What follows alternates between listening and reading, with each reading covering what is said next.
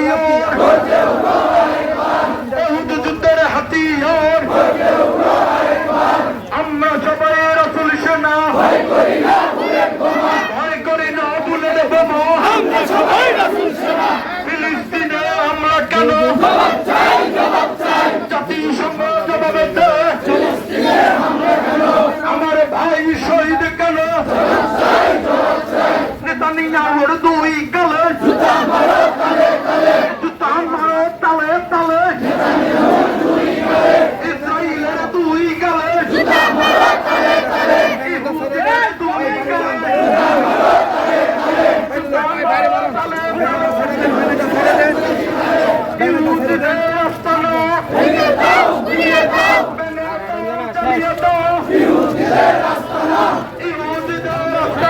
ভেঙে দাও গুড়িয়ে দাও চালিয়ে দাও ইহুদিদের আস্তানা ফিলিস্তিনে হামলা কেন জবাব চাই জাতিসংঘ জবাব দেয় ফিলিস্তিনে হামলা কেন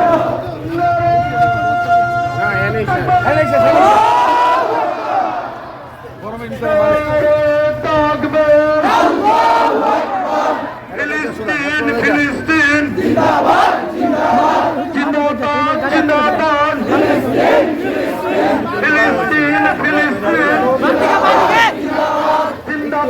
জিন্দাবাদ ফিলিস্তিনে হামলা কেন জাতিসংঘ জবাব চাই বয়কট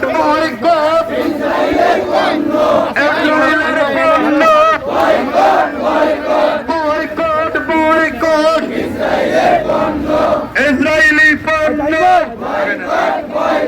ওই কোনায় আমরা কেন কোনায় ভাই একটু সাইড দেন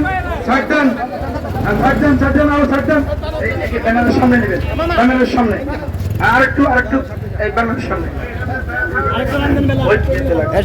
আর নারে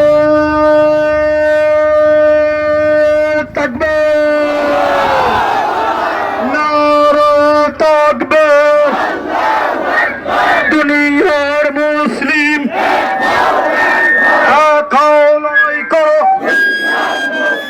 দুনিয়ার মুসলিম ফিলিস্তিনে হামলা কেন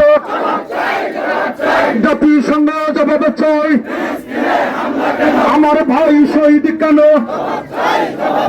জাতিসংঘ জবাব চাই নারায়ে তাকবীর আল্লাহু আকবার এটা দেখা যাচ্ছে না তো কাছে অটোটা আরেকটু আগানো অগ্নিসংযোগ করে ও বলেছিল যে আজকে সারা রাত আমার ঘুম হয় নাই। কেন ঘুম হয় নাই? মুসলমানরা চতুর্দিক থেকে ইসরায়েলে হামলা করবে এই আশঙ্কায়। যখন দেখা গেল কিছুই হয় নাই, তখন ওরা মনে করলো মুসলমানরা ঘুমন্ত জাতি, মুসলমান ঘুমাইয়া থাকতে পারে না। ভাইয়েরা, মুসলমান ঘুমন্ত জাতি নয়। তুমি সবুর করো, তোমাদেরকে এই মুসলিম তৌহিদি জনতা একটা ধরে ধরে জবাই করবে, থাকতে পারবে না। সারা বিশ্বের মুসলমান ঐক্যবদ্ধ ভাবে তোমাদের আগ্রাসনকে প্রতিহত করবে ইনশাআল্লাহ।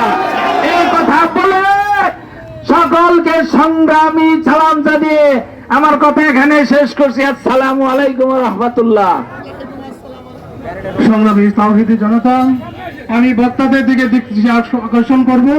আমরা সবাই ক্লান্ত শ্রান্ত, সংক্ষিপ্ত করবো ইনশাআল্লাহ।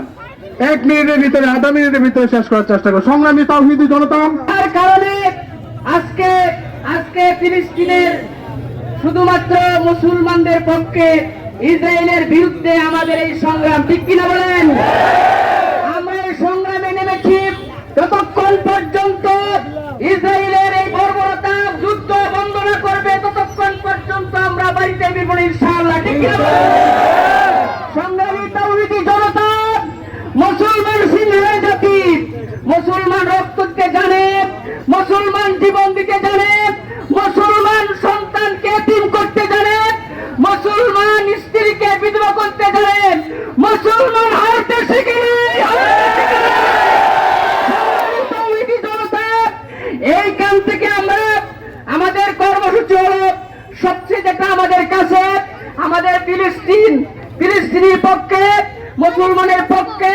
ইসরায়েলের বিরুদ্ধে তাদের যে পণ্যগুলো আছে সেগুলো আমরা বয়কট করবো ইনশাআল্লাহ। ইসরায়েলের কোন পণ্য মুসলমান কিনবে না।